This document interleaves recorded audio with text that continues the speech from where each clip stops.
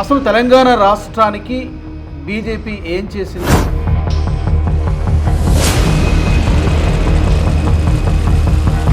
తెలంగాణ ప్రజలకు ముఖ్యమంత్రి ఎవరు అనేది కూడా కన్ఫ్యూజన్ రావద్దు కదా. అర్బన్ డెవలప్మెంట్ మినిస్ట్రీకి 30 ప్రశ్నలతోని ఒక ఉత్తరం వచ్చింది.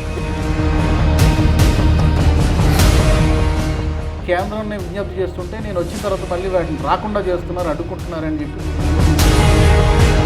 ఈరోజు తెలంగాణలో ఏ ఒక్క అభివృద్ధి పని కూడా స్టార్ట్ కాలేదు. కేంద్ర ప్రభుత్వం పర్మిషన్లు ఇస్తుంది, కేంద్ర ప్రభుత్వం సహకారం అందిస్తుంది. కేంద్ర ప్రభుత్వం, మోడీ ప్రభుత్వము తెలంగాణ ప్రజల పట్ల, తెలంగాణ అభివృద్ధి పట్ల పూర్తి స్థాయి చిత్తశుద్ధితో పనిచేస్తుంది. నమస్తే. తెలంగాణ సీఎం రేవంత్ రెడ్డి ఈ మధ్యకాలంలో బీజేపీపై చాలా తీవ్రమైనటువంటి విమర్శలు చేశారు. పర్టికులర్గా తెలంగాణలో బీజేపీకి 8 మంది ఎంపీలు ఉన్నారు, వీళ్ళు ఏమీ రాష్ట్రం కోసం ఏ నిధులు తీసుకురావడం లేదు, ఏమీ చేయడం లేదు అని చెప్పి పర్టికులర్గా కేంద్ర మంత్రిగా ఉన్నటువంటి కిషన్ రెడ్డి గారిని క్వశ్చన్ చేశారు. దానికి ఆయన కూడా బీజేపీ నుంచి కూడా చాలా ఘాటైనటువంటి సమాధానాలు వచ్చాయి. అసలు తెలంగాణ రాష్ట్రానికి బీజేపీ ఏం చేసింది, పర్టికులర్గా ఎంపీలు ఏం తీసుకొచ్చారు, ఏం నిధులు కేటాయించారు, ఏ ప్రాజెక్టులు తీసుకొచ్చారు అనే దానికి సంబంధించి కాంగ్రెస్ బీజేపీ మధ్య వార్ ఆఫ్ వర్డ్స్, మాటల యుద్ధం జరుగుతోంది. దీనికి సమాధానాలను రాబట్టేటువంటి ప్రయత్నం చేద్దాం. మొత్తం స్టూడియోలో ఉన్నారు బీజేపీ అధికార ప్రతినిధి సారంగుల అమర్నాథ్ గారు. అమర్నాథ్ గారు నమస్తే. నమస్తే. 8 మంది ఎంపీలు ఉన్నారు, ఏం చేస్తున్నారు? ఇది ఫస్ట్ టైం కాదు, చాలాసార్లు మాట్లాడారు ఆయన, రీసెంట్గా మరోసారి మాట్లాడారు. ఏం చేయట్లేదు, ఏం చేస్తున్నారు, పర్టికులర్గా కిషన్ రెడ్డి గారు ఏం తెచ్చారు, మీరు సెంట్రల్ మినిస్టర్గా ఉన్నారు కదా, రాష్ట్రానికి ఏం తీసుకొచ్చారో చెప్పండి, ₹1 రాలేదని చెప్పి మాట్లాడుతున్నారు. ఏం చెప్తారు బీజేపీ రిప్రజెంటేటివ్గా? రాజుగారు, మొట్టమొదటగా అసలు రేవంత్ రెడ్డి గారు ఇప్పటి వరకు ఏం మాట్లాడారు, అసలు ఏం చేశారు తెలంగాణకు, అది కూడా ఆలోచించాల్సిన అక్కర ఉంది. ఆయన ఏమంటారు, మెట్రో ఫేజ్ 2 తీసుకురావాల్సిన బాధ్యత కిషన్ రెడ్డి గారిది, పాలమూరు రంగారెడ్డి కంప్లీట్ చేయాల్సిన బాధ్యత కిషన్ రెడ్డి గారిది, మహాలక్ష్మి ఇవ్వాల్సిన బాధ్యత కిషన్ రెడ్డి గారిది, ఈ రాష్ట్రంలో విద్యాశాఖ, హోంశాఖ అన్ని కిషన్ రెడ్డి గారని బట్టగాల్చి మీద ఇస్తున్నాడు ఆయన. మరి ముఖ్యమంత్రి ఈయననా కిషన్ రెడ్డి గారా? ఇప్పుడు అది కూడా అర్థం చేసుకో. తెలంగాణ ప్రజలకు ముఖ్యమంత్రి ఎవరు అనేది కూడా కన్ఫ్యూజన్ రావద్దు కదా. ముఖ్యమంత్రి రేవంత్ రెడ్డి గారు అని నాకు తెలుసు, అది కాదు కిషన్ రెడ్డి గారిని కొత్తగా ఏమైనా ముఖ్యమంత్రి చేశాడా రేవంత్ రెడ్డి గారు అనేది తెలుసుకోవాలి. ఇక్కడ ప్రధానంగా మనం అర్థం చేసుకోవాల్సిందంటే కేంద్ర ప్రభుత్వము ఈ 12 సంవత్సరాలుగా తెలంగాణకు ఏం చేసింది అనేది ఒక్కసారి మనం గమనిస్తే, సమ్మక్క సారక్క ట్రైబల్ యూనివర్సిటీ, దేశంలో కేవలం 3 ట్రైబల్ యూనివర్సిటీలు ఉంటే తెలంగాణకు తీసుకొచ్చింది ఎవరు? కిషన్ రెడ్డి గారు కదా, నరేంద్ర మోడీ గారు ఇవ్వలేదా? రామగుండం ఎరువుల ఫ్యాక్టరీలో 26 సంవత్సరాల తర్వాత, 26 సంవత్సరాలు మూతపడ్డ పరిశ్రమ, మరి యూపీఏ గవర్నమెంట్ 10 సంవత్సరాలు ఉన్నప్పుడు ఎందుకు ఓపెన్ చేయించలేదు? మరి అంతకుముందు కాంగ్రెస్ పరిపాలన చేసినప్పుడు ఎందుకు మూతపడ్డది అది? ఆ తర్వాత తెలంగాణలో ఎయిమ్స్ కానీ, ఐఐటి కానీ, అనేక యూనివర్సిటీలు కానీ, ఇవన్నీ మరి ఎవరు తీసుకొచ్చారండి? తెలంగాణలో వరంగల్ నగరంలో అనేక సంవత్సరాల కళ కాజీపేట రైల్వే కోచ్ ఫ్యాక్టరీ.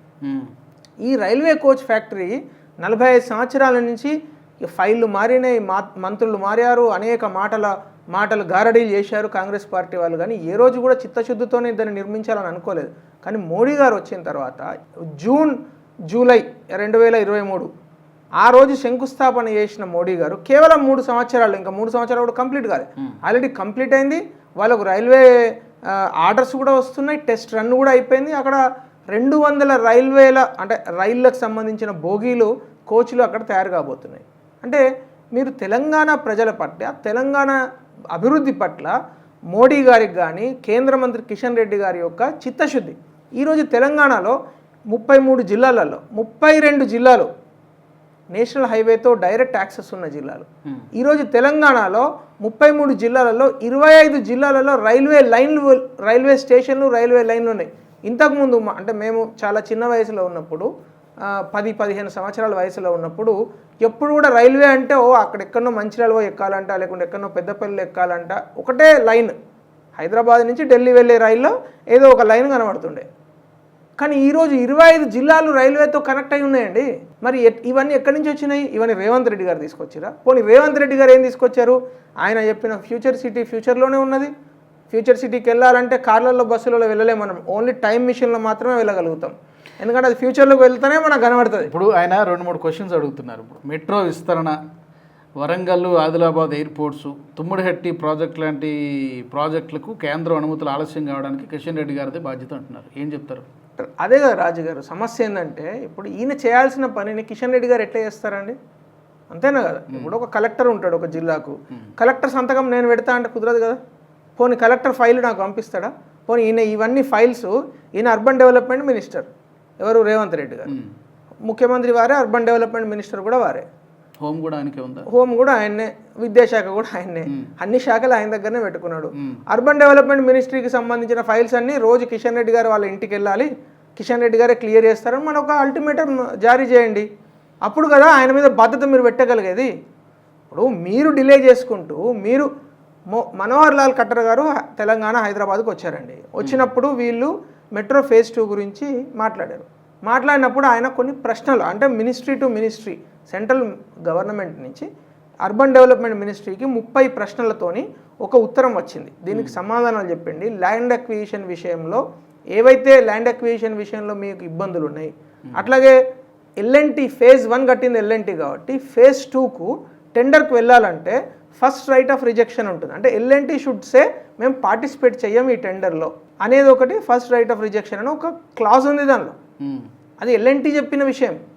మీరు ఆ క్లాజ్ను అతిక్రమించి మీరేదో చేస్తా అంటే వాళ్ళు కోర్టుకి వెళ్ళారు అనుకోండి, మళ్ళీ ఇంకా జటిలమవుతుంది కదా.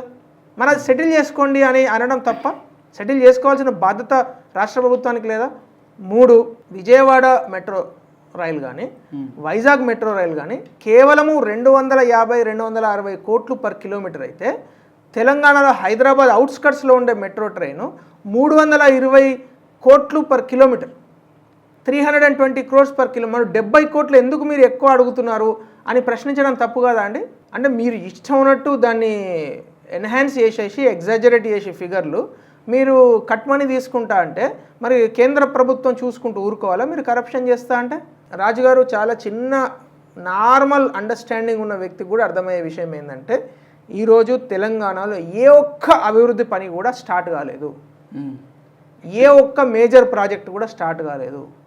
ఏ ఒక్క చిన్న, అంటే రేవంత్ రెడ్డి గారే వెళ్ళి శంకుస్థాపన చేసి, రేవంత్ రెడ్డి గారే వెళ్ళి ప్రారంభోత్సవం చేసిన ఈ 2.5 సంవత్సరాల్లో ఏ ఒక్క చిన్న స్కూల్ కూడా లేదు, ఒక హాస్టల్ బిల్డింగ్ కూడా లేదు. మరి అటువంటిది రేవంత్ రెడ్డి గారి పైన ప్రజలలో విశ్వాసం తగ్గిపోయింది, అవిశ్వాసం పెరిగిపోయింది. ఏ ప్రజలను చూసినా స్పందన లేదు. ఇప్పుడు ఆయన ఏమంటాడు? యంగ్ ఇండియా స్కిల్ యూనివర్సిటీ అని చెప్పిండు. ఇప్పటివరకు ఒక గోడ కూడా కట్టలేదు, రైట్? యంగ్ ఇండియా, నా బ్రాండ్ యంగ్ ఇండియా, నా బ్రాండ్ యంగ్ ఇండియా అని ఒక 100 సార్లు చెప్పిండు ఆయన. యంగ్ ఇండియా ఇంటిగ్రేటెడ్ స్కూల్స్ 119 నియోజకవర్గాలలో కట్టిస్తా అని చెప్పిండు. మరి వారే శంకుస్థాపన చేసి, వారే ప్రారంభోత్సవం చేసిన ఒక్క ప్రాజెక్టు గురించి కాంగ్రెస్ వాళ్ళు ఎక్కడికంటే అక్కడికి వెళ్ళి మనం చర్చిద్దాం. ఒకటే ఒక స్కూల్, నేను 119 స్కూళ్ళ గురించి మాట్లాడుతున్నాను. 2.5 సంవత్సరాలలో ఒక్క స్కూల్ ఆయన్నే శంకుస్థాపన చేసి ప్రారంభోత్సవం చేసిండని చెప్పడానికి ఒకటి ఉన్నదా? అంటే 2.5 సంవత్సరాల్లో కూడా మీరు ఒక బిల్డింగ్ కట్టలేరా? School building. అంటే ఇప్పుడు రాష్ట్ర ప్రభుత్వం సహకారం అందించడం లేదు కాబట్టి ఇవన్నీ డిలే అవుతున్నాయి అంటారా? అంటే రాష్ట్ర ప్రభుత్వం సహకారం అందించడం, ఇది రాష్ట్ర ప్రభుత్వం చేయాల్సిన బాధ్యత.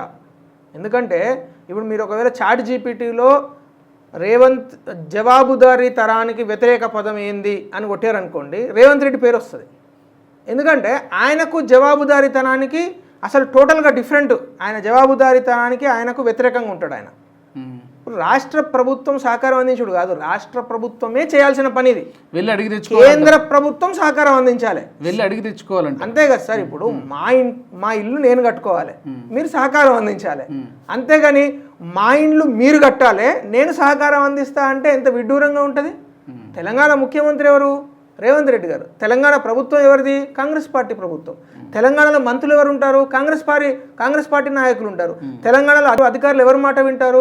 కాంగ్రెస్ పార్టీ మంత్రుల మాట వింటారు. మరి ఇప్పుడు కేంద్ర ప్రభుత్వం రోల్ ఎక్కడ ఉంటుంది?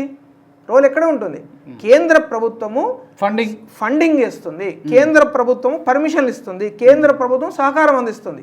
బాధ్యత ఎవరిది? చేయాల్సిన బాధ్యత రాష్ట్ర ప్రభుత్వానికి. రాష్ట్ర ప్రభుత్వం చేయాల్సిన బాధ్యతను ఇప్పుడు మనము క్వశ్చన్ అడిగామనుకోండి, వెంటనే వారు ఏమంటారు? బండి సంజయ్ గారు ఈ తప్పు చేశారు, కిషన్ రెడ్డి గారు అసలు రావట్లేదు, కిషన్ రెడ్డి గారు పర్మిషన్ ఇప్పియట్లేదు. అరే మా రాష్ట్ర బీజేపీ అధ్యక్షుల వారు రామచంద్రరావు గారు ఒక క్వశ్చన్ అడిగిండండి 4 రోజుల క్రితం. అయ్యా రేవంత్ రెడ్డి గారు, మీరు ఫడ్నవీస్ గారు అపాయింట్మెంట్ ఇవ్వట్లేదు అని అంటున్నారు కదా, పబ్లిక్ మీటింగ్లలో 3 సార్లు చెప్పిండు ఆయన. మహారాష్ట్ర ముఖ్యమంత్రి ఫడ్నవీస్ గారు తుమ్మిడిహట్టి విషయంలో అపాయింట్మెంట్ ఇవ్వలేదని. మరి మీరు ఎప్పుడు అపాయింట్మెంట్ అడిగారో ఆ మెయిలో, ఆ ఈమెయిల్, లేకుంటే ఆ ఎస్ఎంఎస్, లేకుంటే ఆ లెటర్ ఏదో ఉంటుందిగా, మరి అది బయట పెట్టండి అని అడిగాను 4 ఆయన ఇంకో మాట కూడా అంటున్నారు ఏంటంటే, నేను వెళ్ళి ఈ కేంద్రాన్ని విజ్ఞప్తి చేస్తుంటే నేను వచ్చిన తర్వాత మళ్ళీ వాటిని రాకుండా చేస్తున్నారు, అడ్డుకుంటున్నారు అని చెప్పి ఆరోపణలు చేస్తున్నారు. పర్టికులర్గా ఈ కేంద్ర మంత్రులు కిషన్ రెడ్డి గారు, నేను మీకు ఒక డేట్ చెప్తా. మే 19, 2026 మే 19వ తారీఖు కిషన్ రెడ్డి గారు, బట్టి విక్రమార్క గారు మనోహర్ లాల్ ఖట్టర్ గారిని కలిశారు మెట్రో ఫేజ్ 2 గురించి. Okay right. ఇప్పుడు పోని కిషన్ రెడ్డి గారిని మీరు తిడుతున్నారు, సరే మేము అంటే కాంగ్రెస్ బీజేపీ తిట్టుకున్నాం, మరి బట్టి విక్రమార్క గారు కలిసారు, మరి ఆయన ఏం చేసిండు? ఆయన కూడా వెళ్ళి ఇవ్వద్దని చెప్పొచ్చిండా? ఆయన డిప్యూటీ చీఫ్ మినిస్టరే కదా. మరి మీ ఉప ముఖ్యమంత్రి గారు కేంద్ర మంత్రి గారు కలిసి మనోహర్ లాల్ ఖట్టర్ను కలిసినప్పుడు మరి ఉప ముఖ్యమంత్రి గారు కూడా మాకొద్దు, మీరు కాలాల కట్టలు పెట్టండి అని చెప్పొచ్చిండా ఖట్టర్ గారికి? మరి అది ఏం మాట్లాడుతున్నాడు ఆయన? రేవంత్ రెడ్డి గారు సోయుంటి మాట్లాడితే, వారు చెప్పే దానిలో ఏదైనా సబ్స్టెన్స్ ఉంటే ఈ తెలంగాణ ప్రజలు నమ్ముతారు ఆయన. అంతేగాని ఆయన చెప్పే మాటకు, ఆయన చేసే పనికి ఈ సుమంత కూడా పోలిక లేకుండా ఏది పడుతుంది నోటుకు వచ్చింది మాట్లాడడం. ఈ రాష్ట్రంలో మీరు కేసీఆర్ ప్రభుత్వాన్ని, కేటీఆర్ గారిని, అప్పుడు వాళ్ళు చేసిన అవినీతిని తిట్టారు. ప్రజలు కొంతవరకు విశ్వసించారు, ఎందుకంటే అది నిజంగా వాళ్ళు తిట్లు పడడానికి అర్హత సంపాదించారు. 9.5 సంవత్సరాల్లో తెలంగాణను చాలా అద్భుతంగా డెవలప్ చేయాల్సిన తెలంగాణను చాలా దారుణంగా, ఘోరంగా మోసం చేసి ప్రతి వర్గాన్ని కూడా వంచారు వాళ్ళు. మీరు 2.5 సంవత్సరాలలో ఆ వంచనకు గురైన ప్రజల నుంచి విశ్వాసం పొందాలి.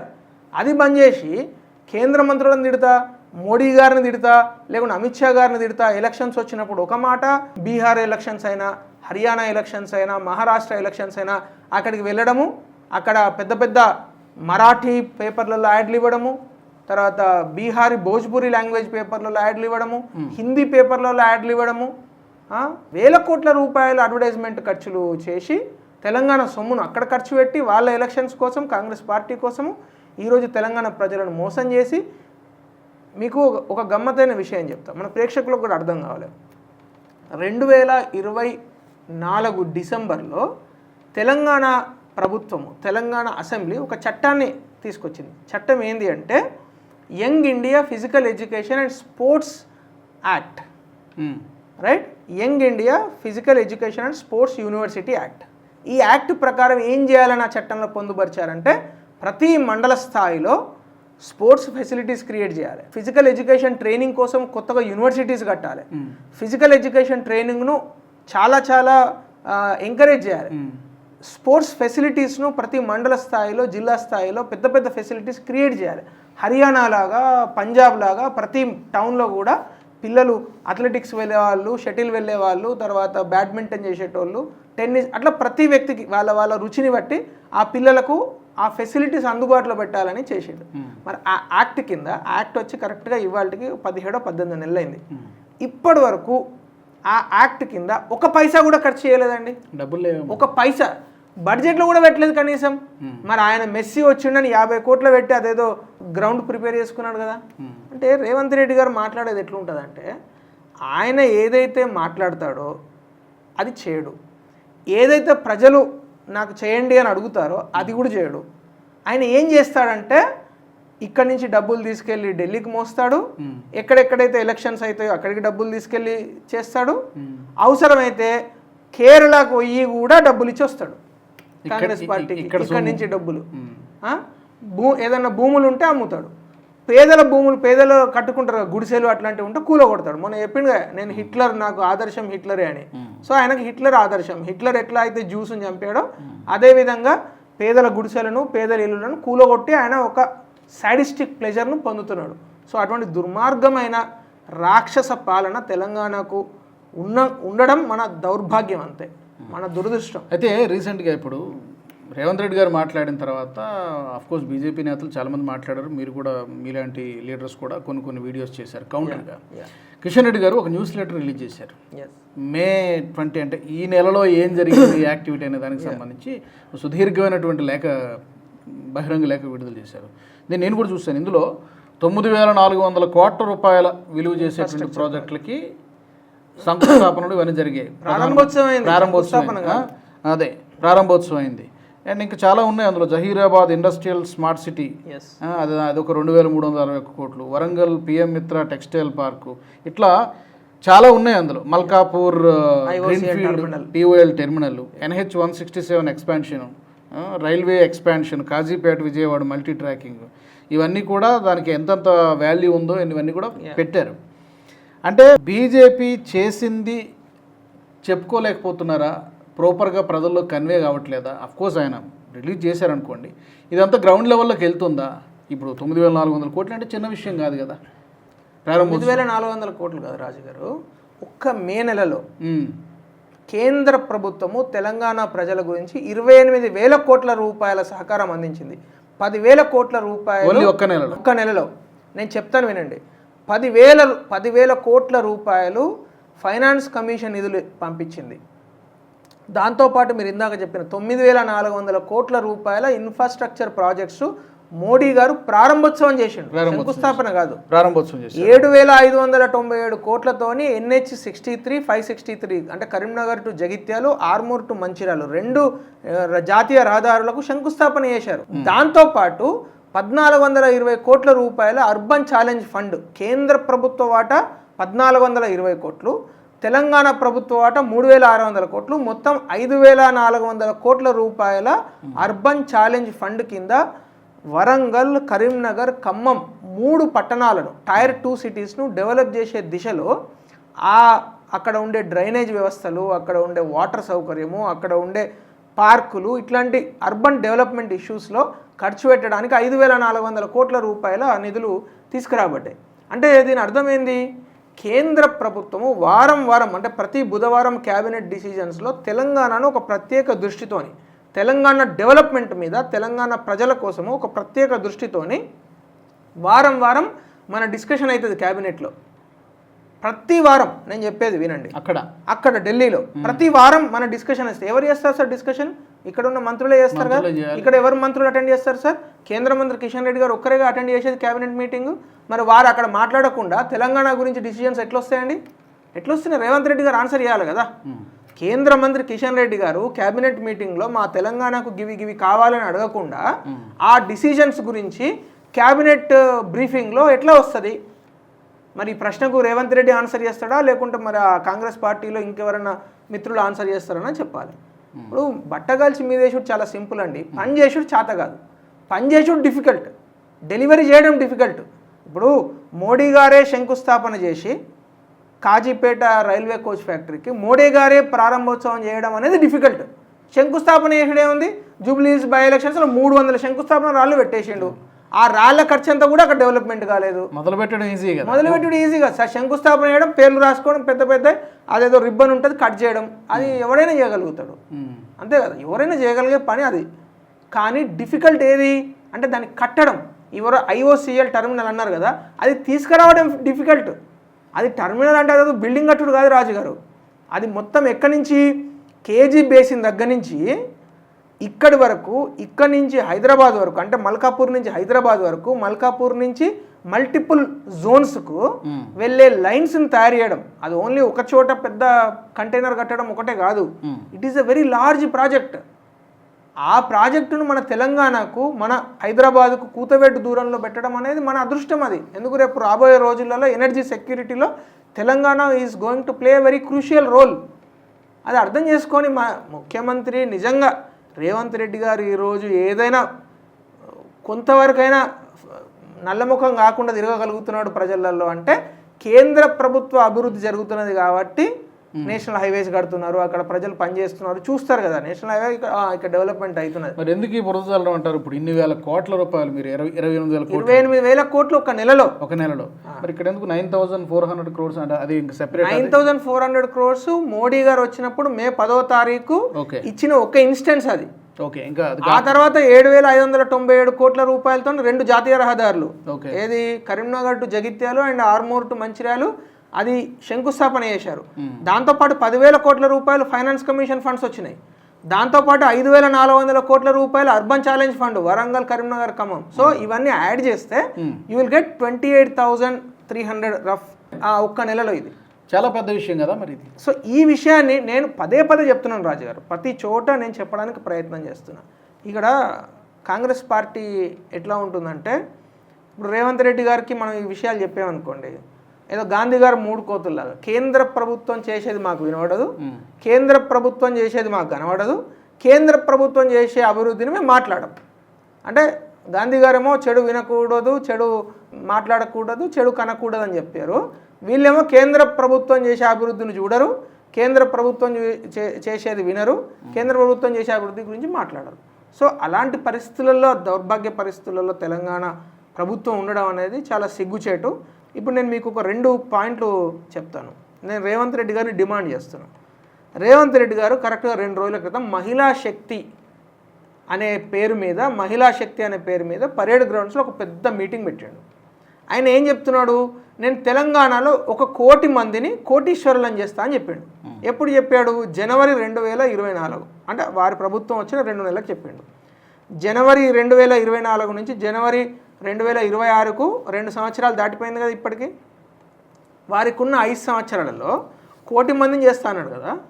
నేను ఎక్కువ అడుగుతలేను, 1,00,000 మంది కోటీశ్వరులు నేను చేసి ఉంటే ఆ 1,00,000 మంది అడ్రస్లు, ఫోన్ నెంబర్లు లేకుంటే పేర్లతో ఒక బుక్ రిలీజ్ చేస్తే ఆ బుక్ను నా సొంత ఖర్చులతో ప్రింట్ చేయించి ప్రతి ఇంటికి నేనే పంచుతా. రేవంత్ రెడ్డి గారు నిజంగా 1,00,000 మందినే, 1 కోటి మందిని వద్దు, 1 కోటి మందిని చేయండి ఫ్యూచర్లో. ఆల్రెడీ కోటీశ్వరులైన 1,00,000 మంది మహిళల యొక్క పేర్లను గిట్ట మాకు ఒక బుక్ తయారు చేస్తే రేవంత్ రెడ్డి గారు ఆ బుక్ సొంత ఖర్చులతో ప్రింట్ చేయించి ప్రతి ఇంటికి వెళ్ళి నేను పంచి పెడతా. ఉందా దమ్ముందా ఆయనకు? ఒక పేరును చెప్పిండా మన మహిళా శక్తి, ఓ ఇష్టం ఉన్నట్టు. ఆ మహిళా శక్తి మీటింగ్లోనే కేంద్ర మందిని తిట్టింది ఆయన. ఆ మీటింగ్లో కేంద్ర మందిని తిట్టిండు కాదు, నేను గివిలను పలానా రాజమ్మని కోటీశ్వరులను చేసిన, పలానా ఎల్లమ్మని చేసిన, లేకుండా పలానా సరోజని చేసిన, లేకుండా పలానా ప్రవీణని చేసిన అని నువ్వు లిస్ట్ పెట్టాలి. ఒక 10 మంది పేర్లను చెప్పగలిగిండా మరి రేవంత్ రెడ్డి గారు? ఒక 10 మంది. అరే నువ్వు ఒక్క పేరు, ఒక్కలను కోటీశ్వరులను చేయలేదు, ఒక్కలను లక్షాధికారులను చేయలేదు. ఈ దేశంలో 3 కోట్ల మంది మహిళలను లక్షాధికారులను చేసిన ఘనత నరేంద్ర మోడీ గారిది. ఒక్కటే పాయింట్ చెప్పి నేను కంక్లూడ్ చేస్తాను. గుజరాత్ వెళ్తే అమూల్ అనే సంస్థ ఉంది కదా, అమూల్ అనే సంస్థకు మిల్క్ సప్లై చేసే మహిళలు ఉంటారు, మహిళా కోఆపరేటివ్స్.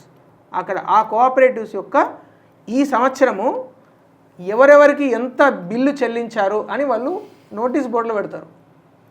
మీరు ఎప్పుడైనా మెహసానా కానీ బనాస్కాటా కానీ వెళ్తే మీరు ఆ నోటీస్ బోర్డు చూస్తే మీరు ఆశ్చర్యపోతారు. ఒక్కొక్క మహిళ 1,50,00,000, 1,20,00,000, 1,10,00,000 ఇట్లా, అంటే ఇన్ని డబ్బులు వాళ్ళు సంపాదించారు ఒక సంవత్సరంలో.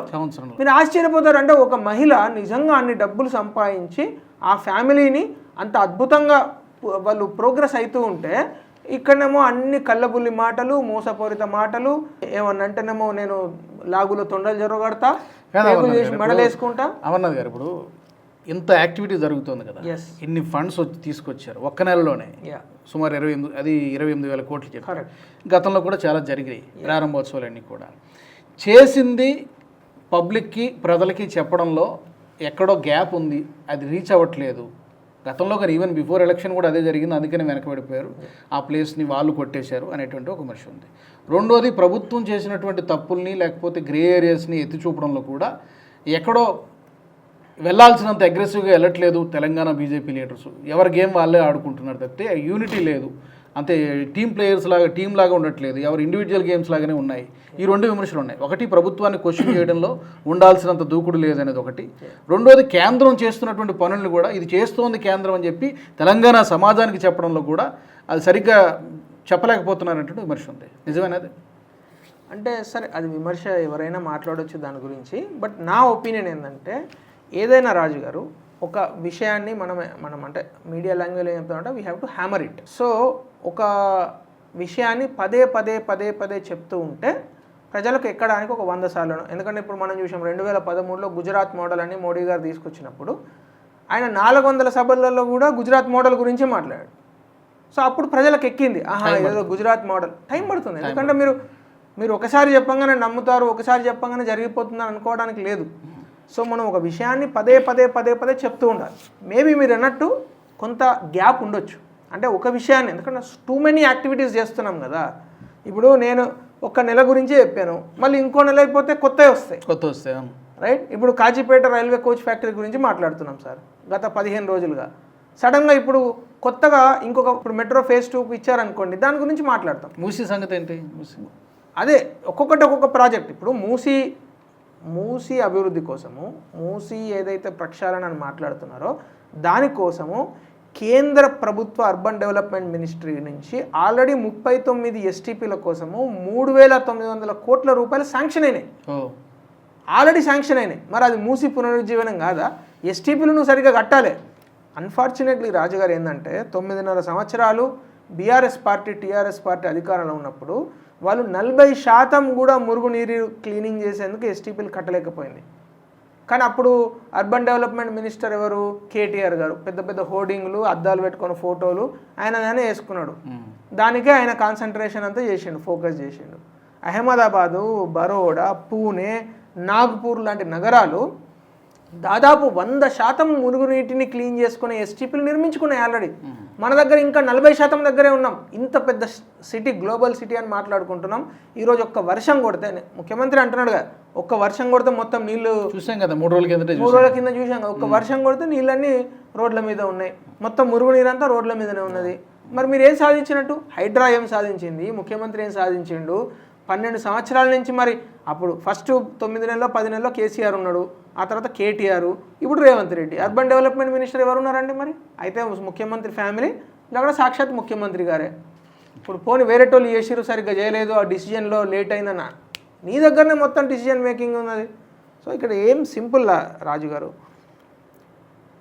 కేంద్ర ప్రభుత్వం, మోడీ ప్రభుత్వము తెలంగాణ ప్రజల పట్ల, తెలంగాణ అభివృద్ధి పట్ల పూర్తి స్థాయి చిత్తశుద్ధితో పనిచేస్తున్నది. తెలంగాణ ప్రభుత్వం ఏ రిక్వెస్ట్ చేసినా ఫెడరల్ సిస్టంలో ఏది కావాలంటే ఒక అడుగు ముందుకేసి అవుట్ ఆఫ్ ది వే వెళ్ళి తెలంగాణకు, ఇప్పుడు రీజనల్ రింగ్ రోడ్ ఉందండి, రీజనల్ రింగ్ రోడ్లో ల్యాండ్ అక్విజిషన్ అనేది ఏ రోడ్ అయినా, regional ring road, national highway ఏ రోడ్ అయినా సరే, ఏ రాష్ట్రంలోనైనా సరే ల్యాండ్ అక్విజిషన్ కాస్ట్ రాష్ట్ర ప్రభుత్వం భరిస్తుంది, కేంద్ర ప్రభుత్వం మిగతా ప్రాజెక్ట్ అంతా ఇంప్లిమెంట్ చేస్తుంది. ఇది నార్మల్ సిస్టమ్ నడిచేది. తెలంగాణలో రీజనల్ రింగ్ రోడ్ కోసము నితిన్ గడ్కరీ గారిని కేంద్ర మంత్రి కిషన్ రెడ్డి గారు స్పెషల్ రిక్వెస్ట్ చేసి, తెలంగాణ దగ్గర సరిగ్గా డబ్బులు లేవు, అప్పులలో ఉన్నది, కొంత మనం సహాయం చేద్దామంటే 50% ల్యాండ్ అక్విజిషన్ కాస్ట్ కూడా కేంద్రమే భరిస్తున్నది. అవుట్ ఆఫ్ ది వే వెళ్ళి చేస్తూ ఉంటే 28,000 కోట్ల రూపాయల ప్రాజెక్ట్ అది రీజనల్ రింగ్ రోడ్ అనేది. మరి మీరు ఎంత స్పీడ్గా చేయాలండి? ల్యాండ్ అక్విజిషన్ చేసే దమ్ము లేదా అండి ఈ ప్రభుత్వానికి? మరి ప్రభుత్వం ఏంది, ఆయన ముఖ్యమంత్రి ఏంది కుర్చీ గరం చేసుకొని కూర్చుంటాడా ఆడ? ఇప్పుడు మీకు 50% ల్యాండ్ అక్విజిషన్ కాస్ట్ ఇచ్చి మొత్తం ప్రాజెక్టు నేషనల్ హైవేస్ చేసి మీకు బ్రహ్మాండమైన ప్రాజెక్టు, మొత్తం ప్రపంచంలోనే ఏ నగరానికి లేదు రీజనల్ రింగ్ రోడ్ అనే పేరు మీద, మీరు కావాలంటే చెక్ చేయండి, ఏ నగరానికి మొత్తం ప్రపంచంలో లేనటువంటి రీజనల్ రింగ్ రోడ్డును ఈరోజు చేస్తే ముఖ్యమంత్రి ఏం చేయాలి సార్? దాన్ని ఎంత స్పీడ్గా ఇంప్లిమెంట్ చేయాలి, ఎంత స్పీడ్గా కట్టించేసేయాలి, ఎంత స్పీడ్గా టెండరింగ్ చేయాలి, ఎంత స్పీడ్గా ప్రాజెక్ట్ మానిటరింగ్ చేయాలి. అసలు దమ్ముందా ఈ ముఖ్యమంత్రికి? ప్రాజెక్ట్ మానిటర్ చేసే శక్తి ఉందా? అన్ని పిచ్చి మాటలు, ఏమైనా తిట్టుడు. నిజంగా ఈ ముఖ్యమంత్రికి దమ్ముంటే, నేను ముఖ్యమంత్రి ప్లేస్లో ఉంటే 100% నాకు కేంద్ర ప్రభుత్వం ఇస్తున్న ప్రతి ప్రాజెక్టును వాళ్ళు 6 నెలల్లో కంప్లీట్ చేయాలంటే నేను 5 నెలల్లో కంప్లీట్ చేయాలని చూస్తా, వాళ్ళు సంవత్సరంలో కంప్లీట్ చేయాలంటే నేను 10 నెలల్లో కంప్లీట్ చేయాలని చూస్తా. అది దమ్ము. అంతేగాని రీజనల్ రింగ్ రోడ్ టెండర్ నాకేం సంబంధం లేదు, బట్టగాల్చి మీదేస్తా, regional ring road land acquisition నాకేం సంబంధం లేదు, నేను బట్టగాల్చి మీదేస్తా, మెట్రో ఫేజ్ 2 వాళ్ళు క్వశ్చన్లు అడిగారు నాకేం సంబంధం లేదు, నేను బట్టగాల్చి మీదేస్తా అంటే ఎక్కడికి పోతున్నది? తెలంగాణ ప్రజలు కదా నష్టపోయేది. ఆయనకేమైతే సార్, ఆయన రోడ్ నెంబర్ 45లో ఉంటాడు, రైట్? ఆయన ముఖ్యమంత్రి ఉన్న అక్కడనే ఉంటున్నాడు, ముఖ్యమంత్రి అయిన తర్వాత ఒకవేళ ఆయన ఓడిపోతే కూడా అక్కడే ఉంటాడు. ప్రజలు కదా నష్టపోయేది. తెలంగాణ ప్రజలు కదా నష్టపోయేది, హైదరాబాద్ ప్రజలు కదా నష్టపోయేది. ఇటువంటి దౌర్భాగ్యమైన ముఖ్యమంత్రిని గెలిపించుకున్నందుకు ఈరోజు గొడగొడ ఏడుస్తున్నాం. ఎనీవే, అమర్నాథ్ గారు ఒక క్లారిటీ అయితే ఇచ్చారు. Thank you very much for coming to our studio. నేను మా ప్రేక్షకులను కూడా అడుగుతున్నా ఈ సందర్భంగా, ముఖ్యమంత్రి రేవంత్ రెడ్డి గారు చేసినటువంటి ఆరోపణలు బీజేపీ ఎంపీల మీద, బీజేపీ పార్టీ పైన ఏమీ తేవట్లేదు, రాష్ట్రానికి నిధులు ఏమీ రావట్లేదు, ప్రాజెక్టులు రావట్లేదు, అన్నీ అడ్డుకుంటున్నారని చెప్పి చేసినటువంటి ఆరోపణలు కేవలం పొలిటికల్ మైలేజ్ కోసం చేస్తున్నారా? అందులో ఏమైనా వాస్తవం ఉందా? బీజేపీ ఇచ్చినటువంటి సమాధానం కూడా మనం చూస్తున్నాం, క్లారిటీ కూడా ఇచ్చారు. మీకేమనిపిస్తుంది? మీ అభిప్రాయాలను తప్పకుండా మీరు కామెంట్ సెక్షన్లో పెట్టండి. వచ్చే ఎపిసోడ్లో మరొక ఆసక్తికరమైనటువంటి అంశంతో టాపిక్తో మళ్ళీ కలుసుకుందాం. జై హింద్, జై భారత్. ఈ వీడియో మీకు నచ్చినట్టయితే లైక్ చేయండి, 10 మందికి షేర్ చేయండి. అలాగే కామెంట్ల రూపంలో మీ అభిప్రాయాలను మాతో పంచుకోండి. Nationalist hub group of channels ను సబ్స్క్రైబ్ చేసుకుని తెలుగునాట జాతీయవాద జర్నలిజాన్ని ప్రోత్సహించండి. ఈ వీడియో కింద ఉన్న బెల్ ఐకాన్ పై క్లిక్ చేయడం మర్చిపోవద్దు.